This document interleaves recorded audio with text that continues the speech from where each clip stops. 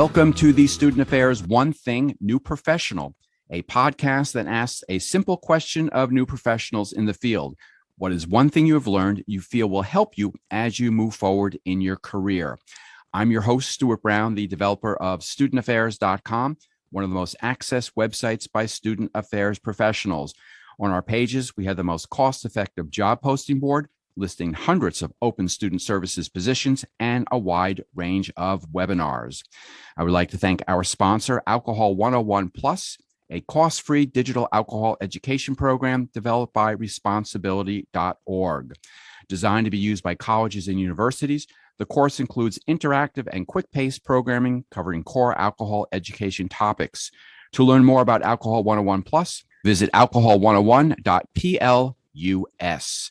On today's episode, I am very pleased to have Erika-Danielle Lindström, Gender and Sexuality Coordinator at Utah State University. Welcome to the program. Well, thank you so much. Yes, I'm excited to be here. So, Erika, what is your one thing?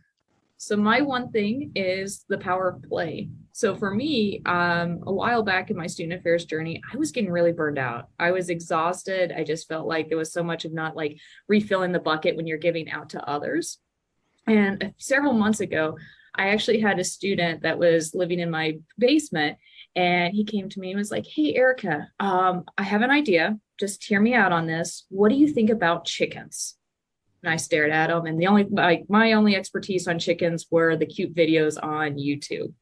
And I was like, okay, instead of saying no, sure, how about this? You make a proposal, write out why would we need chickens in the house? Why do we need all these things? Do a cost analysis. And honestly, I really thought that this topic would be dropped. It would never come back up, left at the proposal. But sure enough, the student came back several weeks later and was so proud that they had the proposal. They were like, I printed it in color. I'm so excited about this. And sure enough, we ended up getting chickens. I was not sure where to go with this. And so having no chicken expertise, it has been a fun little journey because it really has changed my schedule. It has made it where in the mornings and the evenings and stuff, I have to take care of these chickens.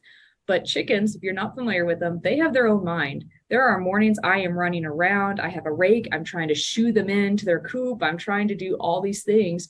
And I've realized that the chickens have become one of the highlights of my morning routines now, is because I don't know what's about to happen. There's some mornings where they go straight back in their coop and it's great. There's other days that I am running around. My neighbors are laughing at me. We are trying to catch these chickens. My wife and my kids, we're all trying to gather them up together. But it's been one of those things of thinking about, what did I break from my routine? And what is the other things that I can do when everything just seems kind of monotonous, and looking at it different concepts. So for me, like on my desk, I have Legos here. I always have like for open office hours of like students coming in. And it's a really renewing, refreshing thing, because sometimes we think play should be a reward for doing all this work. Now I get to relax.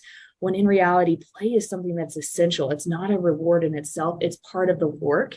So that way you can just be able to focus on what your needs are and what you're putting forth in your community. And so for me, chickens taught me that. I'm in the process of teaching them how to play a xylophone, YouTube videos, and chickens. There's a whole rabbit hole you can go down. That's my one thing is, what are you doing to play this week? I think that's so important because especially for new professionals where I think it's more getting wrapped up in the job, how much time I can devote to the job, what I have to do, and to maybe get overworked, overwrought because they want to do a good job. They want to impress their supervisors. And that's when you hear about people getting burned out because they haven't incorporated any type of play into their routine. Oh, I definitely agree with that.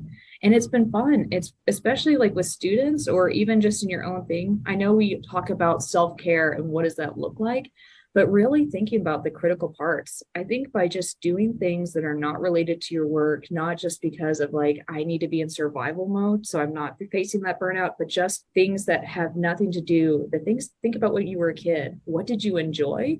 Because when I have those intentional times of I'm leaving the work outside, I'm leaving all my other responsibilities over here, this is my designated time, I feel more creative when I come back to the work. It's an amazing way to think about it in different ways. Or if you're working on something with your student club leaders and stuff, encouraging them to play. And it's really interesting to see what is created of like the what if. Okay, now let's try this. Okay, now what about this? And kind of like the role play or just the thought process or getting them excited, because I think that brings the energy back of we're so used to being told no, or oh, it needs to fit in this, or our perception of things. But to be able to be silly, to be vulnerable, to just enjoy things, I think it brings that energy back into the work each day. And I think people don't need to listen to this and think, what type of livestock am I going to buy? But to find something, it could be anything. It could be, I'm going to create a garden. I'm going to grow pumpkins for Halloween. I'm going to learn how to ride a unicycle. I'm going to juggle. I'm retired, so I have a former colleague, and she fishes. And it was always, when she told me, I couldn't wrap my head around. I just didn't think that this person was an avid fisher person. But, these are things that people do to relax, which, bringing it back to what you were saying, mental health, self-caring is so important. And hopefully you would have colleagues, you would have supervisors that would recognize signs that maybe things are a little tense or too intense, but a lot of it has to come from you, what you would like to do, and also even to help create a hobby. It could be a lifelong hobby. And with this, my biggest advice with the play is if you start a hobby, don't have necessarily an end, like you have to accomplish XYZ. Be present in the moment. I've tried some other ones during the time of COVID, like magnet fishing, and that's a fun hobby as well. But do I have a goal of I'm going to find the next buried treasure in that lake? It's fun to think that I will, but it's not a wasted day when I get to go outside or do things. Are my chickens going to be on America's Got Talent because they can play the xylophone? No, but it's really fun just to see what's going to happen and be present in those moments. So that's the big thing, is we feel like we have to accomplish something constantly. And play is never about accomplishing things. It's just being present, being fun.